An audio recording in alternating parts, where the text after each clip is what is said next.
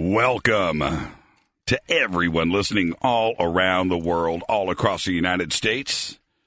This is Coast to Coast AM. We are coming to you live from the world headquarters right here in freezing cold Los Angeles, California. Happy holidays, everybody. This is Jimmy Church hosting tonight. And for the weekend, it's been a great run. Tonight, when I come back after the break, Andrew D. Basiago is going to be with us. He claims that he was part of DARPA's Project Pegasus. We have interviewed him many times on Coast and over at Fade to Black, and that as a young child, he was one of America's early time-space explorers.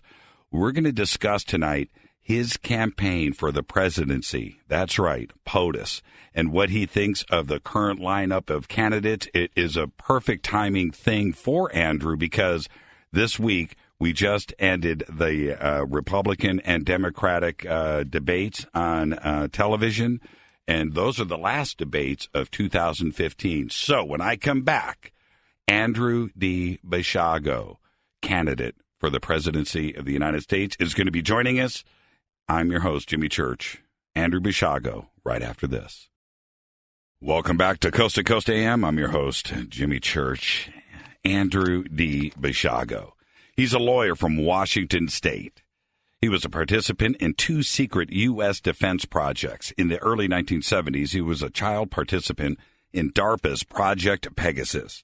And in the early 1980s, he was a young adult participant in the CIA's Mars Jump Room program, which used a revolutionary transport technology to put a human presence on the Red Planet. Tonight, we will discuss his campaign for the presidency and what he thinks of the current lineup of candidates. The last 2 debates of the year just wrapped up this week. His website is Andy2016.com. You can go and check that out. And I would like to welcome to Coast AM, Mr. Andrew Basiago. Andy, welcome to Coast. Thank you for having me again, Jimmy. It's great to hear your voice. It's great to hear yours, sir. Lots of things going around this week with both sides of the fence, and I'm talking about the red and the blue. And here you are. And before we discuss what is going on with you personally, here you are. When you look at what is going on, do we even have the right candidate out there besides yourself? No. I mean, we basically have Donald Trump and the 18 dwarfs. Trump is clearly a remarkable American. He's a very accomplished businessman. He's earned his props as such. I believe that he sleeps only 4 hours a night. So he's clearly a hard worker, and we're going to need a hard worker in the White House during the next term. But my problem with Mr. Trump is that he fits the profile of the active negative personality. Our greatest presidents and our most effective presidents have been active positive, individuals like Franklin Roosevelt and John F. Kennedy and Ronald Reagan. And Mr. Trump, I think, fits a little bit more of the Richard Nixon profile of the active negative. That is, he's very busy, but he also tends to swing negative. And we see that in his propensity already. We've seen his propensity to attack individuals and groups. And we don't want that in a president. Well, let me jump in really quick. We have a lot to talk about tonight, Andy. I want to get it all in. In these debates, do you think one of the candidates would have an answer to the UFO question or disclosure if one of the hosts of one of the debates would have the courage to say something? Well, the debates are being managed so that the truth is not even being asked, much less answered. And when it was asked in 2008, we got an apologetic answer from Dennis Kucinich, and then we got an answer from Barack Obama that was avowedly evasive. You may remember that he stated that the real question was whether or not our extraterrestrial visitors were Republicans or Democrats. So the debates are currently structured so that we're not really fulfilling our potential as to what we were supposed to become as a nation, which was essentially the flourishing of the Enlightenment. They should be asked such questions because those have obviously been questions within the ambit of presidential leadership in the latter half of the 20th century and now in the first decade and a half of the 21st century. So I think the problem in that sense is not so much with the candidates, but the way in which they're being kept on a short leash and a set of immediate de minimis questions is being asked, so that in a sense they're being debased. That is to say, the establishment candidates are being diminished, and in the process they're becoming more ambulance chasers than individuals who are being given enough latitude to even show what leadership potential they have. Are you prepared? What stage is your candidacy right now? Well, in fact, Jimmy, in a Coast exclusive, I'm happy to announce that today I'm announcing my candidacy for President of the United States. I mean, how cool is that? And so I'm announcing tonight. My website is up. I've got a brief biography up there and a letter to my supporters, the friends of Andy. I will soon be posting 100 proposals, my new agenda for a new America, and I'm going to be trying to provide something in that's not coming forward in the debate process, and I don't see it from the other candidates. You know what I see? You know what I see when I go to Andy 2016, when I go there, I see somebody that looks like a candidate.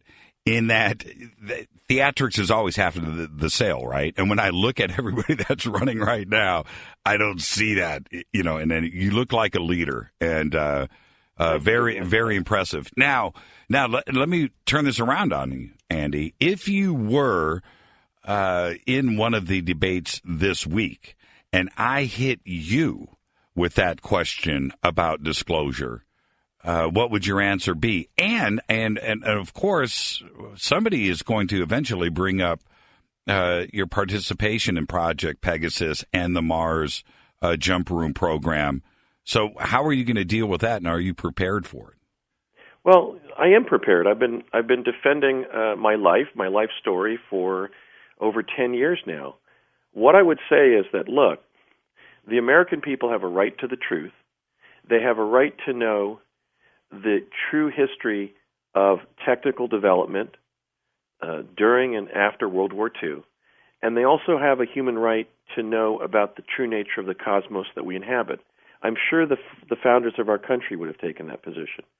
Now, official state secrecy has been abused for 70 years now to keep back the true information, the true history of extraterrestrial visitation to our planet in antiquity and in modern times.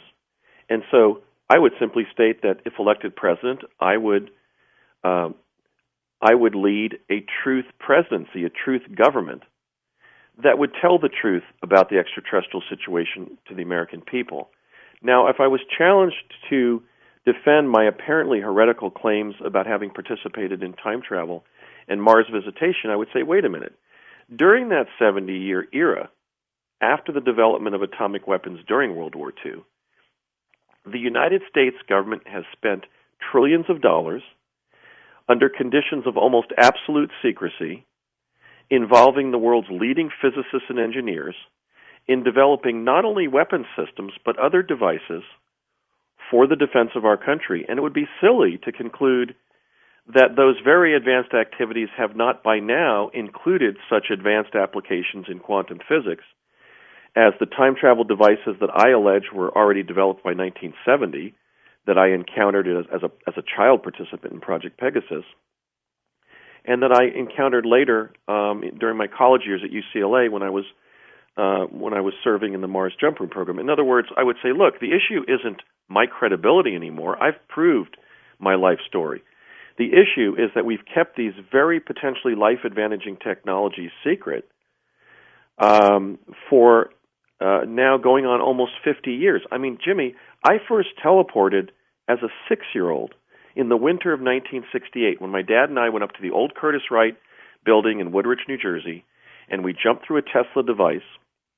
We entered a vortal tunnel in time-space. We popped out in the Santa Fe State Capitol grounds because they were concealing the technology from spies that they knew had already penetrated the Los Alamos labs.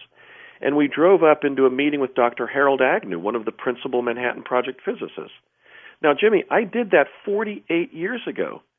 I mean, so if a human generation is 20 years, these technologies we're now into a multi-generational cover-up of time travel. So I have no apologies to make. I served my country.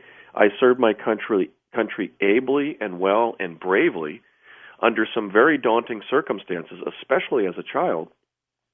And I have dedicated my life to the truth and to public understanding of these capabilities because we're going to be needing things like Tesla teleportation to prevent living in a world of 24 and 48 lane freeways.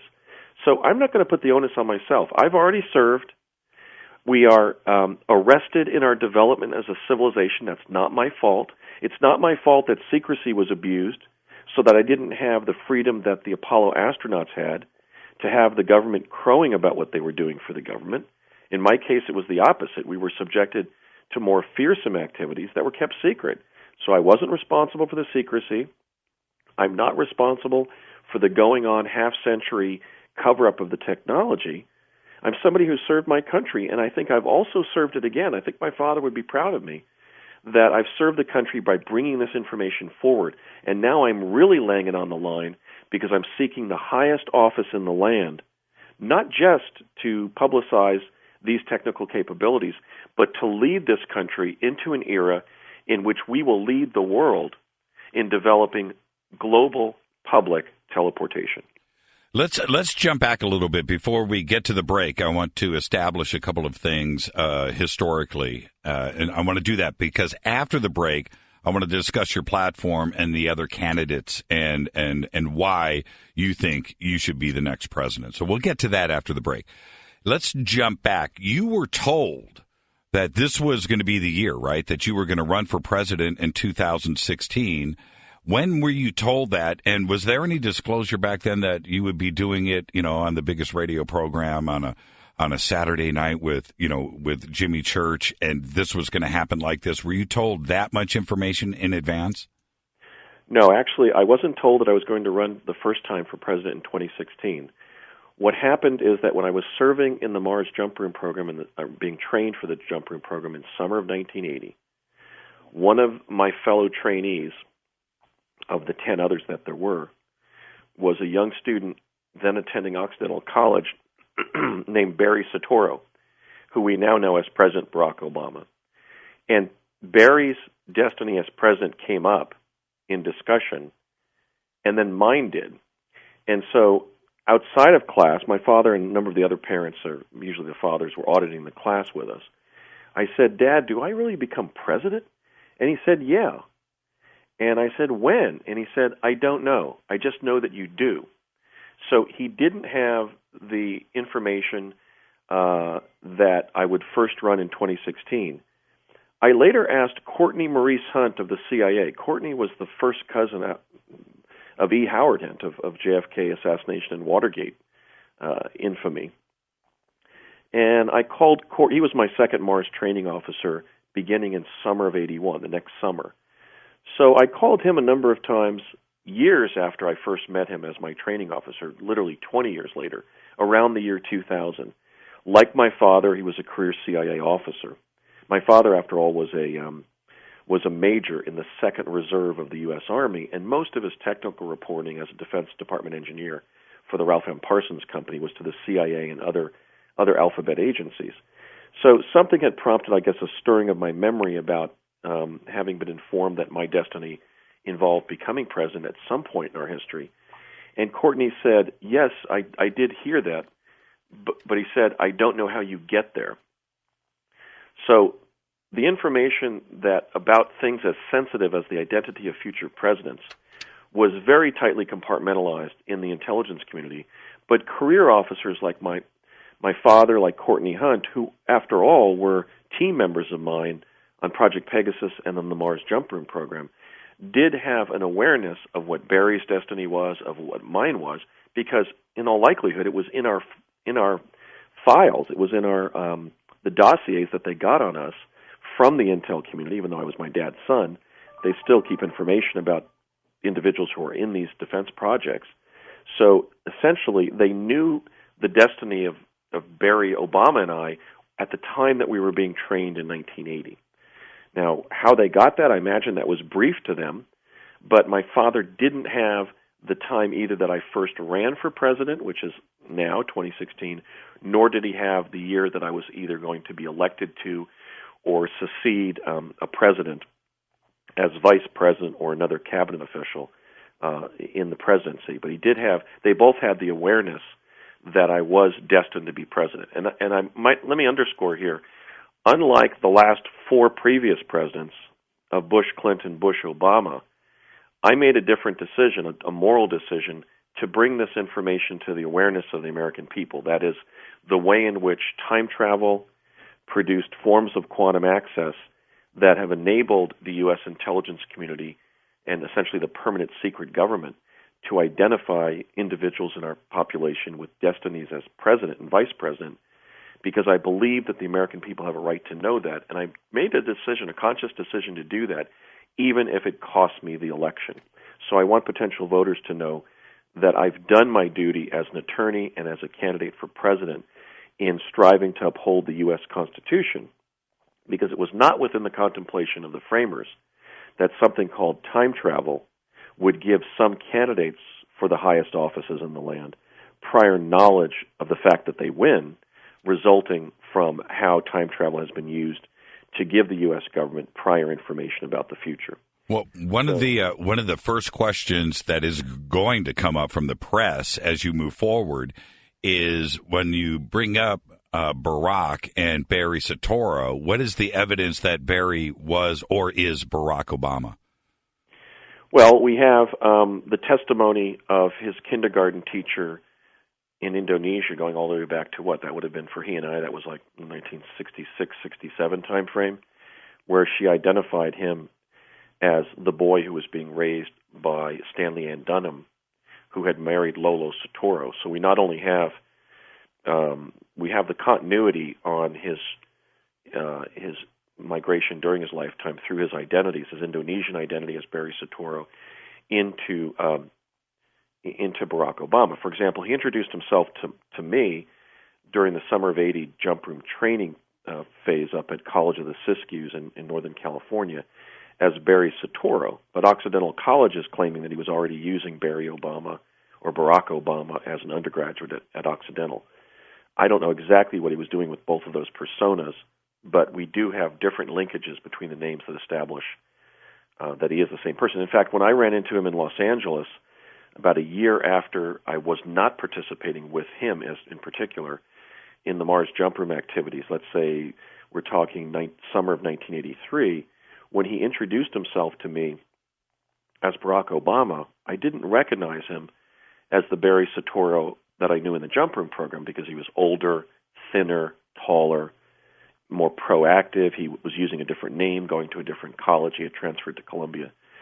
And after I said, no, I don't think we know each other, after we were introduced, he turned around in a way in which our host could not see what he was doing and turned to me and said, we know each other, don't we? So right in that anecdote, we have the continuity between his identity as Barry Soetoro during the jump room activities and then his decision around fall of 1982 to change his name to Barack Obama.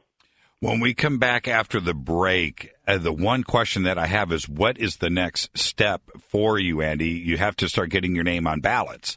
And I know you've got a plan in place. We're going to talk about that. This is Coast to Coast AM. Tonight, we have Andy Basiago right here. We're going to be discussing his campaign for the presidency of the United States and what he thinks about the current lineup of candidates and what is his platform and why should it be Andy as POTUS instead of anybody else. This is Coast to Coast AM. I'm your host, Jimmy Church. Follow me on Twitter at JChurchRadio. Twitter is live to my left. This is Coast to Coast AM. Welcome back to Coast AM. Tonight, Andrew Basiago is right here, and he has just announced his candidacy for the presidency of the United States. And, Andrew, with your history of not only time traveling, but the Mars Jump Room program, and you're moving forward with this, how do you manage to, what's the next step in getting your name on ballots? Actually, my strategy, I believe that the problem is the parties. And the party apparatus is being used to prevent statesmen and women, as distinguished from career politicians, from running for high office and winning high office.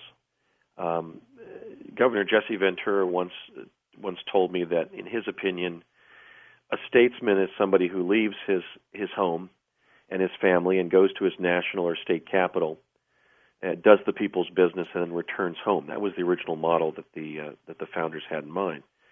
But now we find ourselves in this world of of career politicians who have constructed a very expensive apparatus to keep the majority of American citizens out of the process. So, for example, in my campaign, Andy 2016 at andy2016.com investigated getting on the 50 ballots. We estimated that the cost would be $5 million just to do things like signature gathering. I mean, some states require a lot of signatures if you're not backed by the parties. I mean, I think the state of Georgia, for example, requires 85,000 signatures. So what we've decided to do is continue to run for the presidency. This will be the first time. Literally making an appeal to the American people. Look, let's go around the parties. Let's elect an independent candidate who will agree to assemble an independent cabinet made up of distinguished Americans who aren't necessarily career politicians, who won't be career politicians. Do it as a write-in candidacy, which is permitted in 43 states, and in the 7 states where write-in candidacies are not permitted, they're very low population states. So somebody could win a majority of the 43 states that allow write-ins and do well in a minority of those states and win the presidency, not even throw the election into the House. So I will be running as an independent candidate, literally appealing to the American people to monkey-wrench the partisan apparatus by electing somebody as a write-in candidacy. Look at, for example, the debates. Who decided that these particular individuals would be the individuals who would debate? The polls. There are over 1,100 Americans who have filed lawfully with the FEC to run for the office of president. Who decided who would be pre-selected to get all of that lucrative publicity for free from the major television networks? That is, not only were the parties not provided for in the Constitution, the current mechanisms by which the party candidates are being promoted as viable for the presidency was never provided for in the Constitution. So the way in which we are being invited to select our national leaders has been subverted. Well, let me get some questions. By the mainstream media. Okay, let me get some questions in really quick before we run out of time. And I've also got possibly some of your constituents here too, if you'd like to take some phone calls. My first question to you is: we have the issue of ISIS and what is going on not only inside of the United States but internationally with Paris and Syria and Iraq, of course. So how would you combat ISIS versus, Trump just wants to carpet bomb? Everybody has got a different way of dealing with ISIS. Certainly, President Obama has had his strategies too. What is your plan? Well, obviously, my strategy regarding ISIS would rest on military intervention for this reason. I think there's only 3 legitimate uses of the United States military. The first is to defend our country from attack. The second is to defend and protect our legitimate activities around the world, like shipping goods on the high seas. And the third is to stop violations of what public international law calls norms jus cogens. And the acts that have been committed by ISIS, for example, beheading people because of their Christian faith, or even, let's say, executing a POW, such as the Jordanian pilot, by immolation, clearly violate norms jus cogens. ISIS has been committing genocide. Well, but piracy, well, let me jump in. I don't want to run out of time. There's too much information to get out of you right now. Would you use technology that you've been exposed to combat ISIS? Is there a way to use the jump room technology in Syria against ISIS, or time travel, too, as well. What about that? What about with Project Pegasus? Is there a way to go back and alter what ISIS has done in the past? Well, you can't change the past because when you time travel to the past, you're in the original event. But this really begs the question of what has been done with the Pegasus generation of technologies, and that is germane to the public discussion of ISIS. For example, the chronovisor technology was fully operational by 1970. Was it ever digitized and placed on a laptop basis, such as was depicted in the feature film Deja Vu with Denzel Washington? Don't the American people have a right to know that? I mean, I don't really want to talk about ISIS. I would rather talk about the first of the three major planks in my platform, which is truth. Okay, so let me just sort of segue here. If we had a government based on truth, we would know whether or not we have the intelligence and defense capability of being able to obtain remote pictures of ISIS, not only in real time, but what the members of ISIS were doing 5 weeks or months or 5 years ago, and what they might be doing on several major timelines 5 weeks, months, or years from now. So this really begs the question of what's happened to these time travel technologies. If they were just shelved in some warehouse in the Pentagon, a la that closing shot of Raiders of the Lost Ark, then we lost a great intelligence and defense capability by shelving the time travel technology. On the other hand, if you can click up non-local images on your laptop when you're working in some office building in rural Virginia for the NSA and pull up non-local images of what's going on in the Kremlin and what ISIS might be up to in 5 weeks or years, then we're really being played by the permanent secret government. They haven't really let us into the capabilities they're using, not only to monitor a group like ISIS, but to either create such a group or manage it towards desired ends. So until we have truth in government, we'll never know whether we know that that's possible to do it, but we'll never know whether it is being done. Okay, so I want to be America's truth president, Jimmy.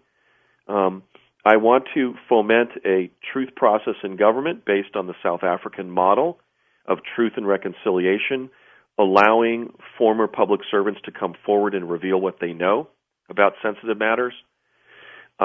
I think it's interesting that at Contact in the Desert back in June, the number one issue that people were calling for was a truth process under which advanced life-advantaging technologies that are being kept secret by the U.S. government would be disclosed. And I would also include in that truth plank of my platform transitioning the American intelligence agencies to open source intelligence. So, for example, I could see asking somebody like Robert D. Steele to serve as my director of central intelligence. But until we have the truth about what the government decided to do with the Pegasus technologies, we'll never know how the government can even wage the war against an international terrorist organization like ISIS. Let's take some phone calls really quick. Let's go to Tom, west of the Rockies in Phoenix. Tom, welcome to Coast to Coast. Hi, hello, and congratulations, Andrew, on your announcement. Thank you, sir. Real quick question. Here's what you occasionally hear, okay? Don't claim to be an expert in this, but you occasionally hear that the secret government activities, they're reluctant to just make any disclosure at all because of those instances where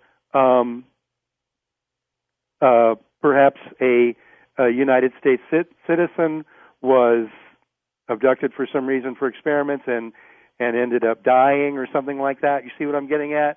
Right. They're afraid of possible litigation of accidents that may have happened.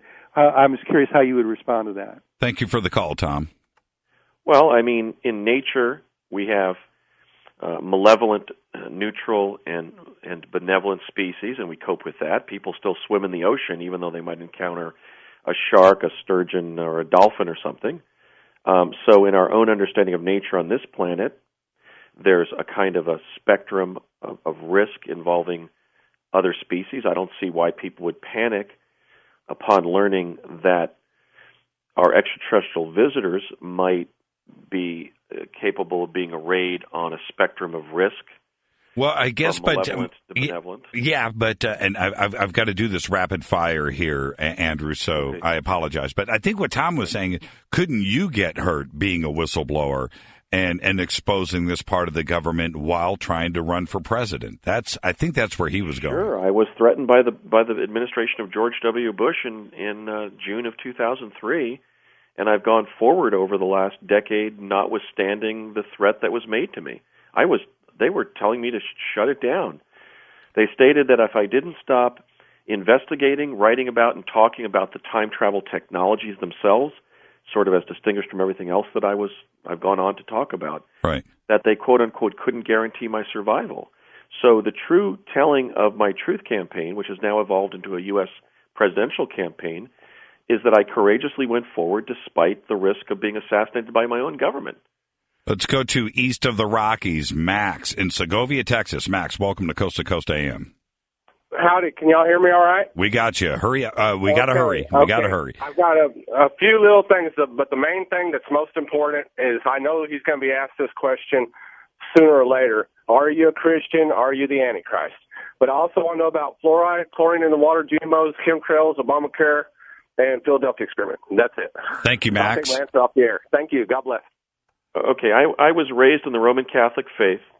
I had the cosmic privilege at age 10 of seeing remote images of the crucifixion of Jesus of Nazareth, so I believe in Jesus' historicity. And at the end of that meeting, my father described how his team had also acquired, from time-space, utilizing quantum access technology, images of the resurrection of Jesus of Nazareth, which I was not permitted to see. So I am an adherent to a faith in the divinity and sanctity of Jesus Christ. I view him as my Lord and Savior, but I'm not a born-again Christian because I never needed to be. Because from childhood I had not only had an understanding of who Jesus was through my Catholicism, through my Catholic Sunday school education, but also then I had this highly unusual experience of seeing footage of the actual crucifixion. So to Christian voters, I want them to know that if they voted for me, there would be a believer in the White House. Now, in terms of your other, even though I have an IQ of 168, so you might want to throw that at people, but you very quickly listed a number of other topics, and I didn't write those down. So if Jimmy could help me with those. Well, that's okay. But I think the main question was your religion, which is going to come up everywhere you go. It's one of the first things that they want to establish. I'm not a practicing Catholic, but I describe myself as a non-denominational Christian because I am a believer, and notwithstanding the fact that at my IQ I should be presumably more of a skepticist in questions like that. But no, I'm a believer. Let's go to wild card. Jan, out in Brooklyn. Jan, welcome to Coast AM. Thanks. Hi. I have two quick questions. The first question, I don't want you to name names, but how do people get into these secret societies? Is it family stuff or what? And also, if you time travel, and the secret society knows what's going to happen, how can people protect themselves from that? I mean, it's crazy. Oh, thank you for the call, Jan. And I guess what she's saying, Andy, is when you time travel, you know things. And so how can people be protected from things that you find out in the past in the present tense? Well, it's a very significant civil rights issue regarding the situation we're actually in. The first question was, I think, best answered by saying that the most common route into these special access programs during the Cold War was through having a parent who was attached to the executive branch of government, the intelligence community, or the military. So, for example, in our cadre of 10 trainees, 11 trainees, including Bernard Mendez, in summer of 80, I and William Stillings were sons of Defense Department engineers, basically DARPA engineers with reporting requirements to CIA.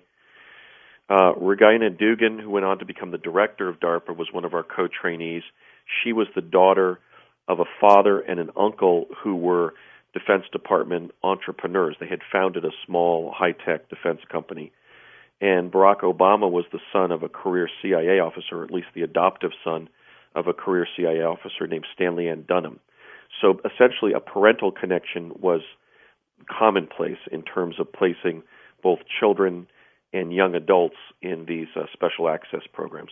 In terms of being protected by things about your future that the government can discern, this is one of the considerations that led me to come forward and caused me to conclude that I had a moral duty, an ethical duty, to come forward regarding the time travel technology, because there was no work besides simply high compartmentalization, basically very stringent secrecy, to protect the social downside of prior information being exploited by people inside government. Even, for example, let's say attempting to assassinate a public figure or a musician or something, knowing that they might have some untoward effect in the future. In other words, there was no cultural development to protect against the social impacts of quantum access. So you ask a very important question. Now, before we let you go, this is it. This is the end of the year. This is the end of 2015. We're going into 2016. What is next for Andy 2016? Okay, I'm going to articulate my three major planks of truth, reform, and innovation in 100 proposals that will be posted at my website, andy2016.com. And each proposal will attempt to provide an insight into the plan that I will approach Congress and the American people with. We need, just as in 1960, we can recall the refrain of John Fitzgerald Kennedy, that we need to get our country moving again. We need to have a government that begins to tell the truth to the American people. We need a major reform in which the government once again begins respecting and protecting our liberty interests, which means a major attack upon the police state. I'm going to be working for the repeal of the Patriot Act and the Freedom Act. I'm going to be seeking the abolition of the Department of Homeland Security. I'm going to close the FEMA camps and turn them into parklands. I'm going to defederalize and demilitarize state and local police forces. And I'm going to use federal prosecutors to attack the epidemic of police brutality in our country. Thank you so much, Andy. You can go to andy2016.com. Andrew Basiago, candidate for POTUS. This is Coast to Coast AM. I'm your host, Jimmy Church.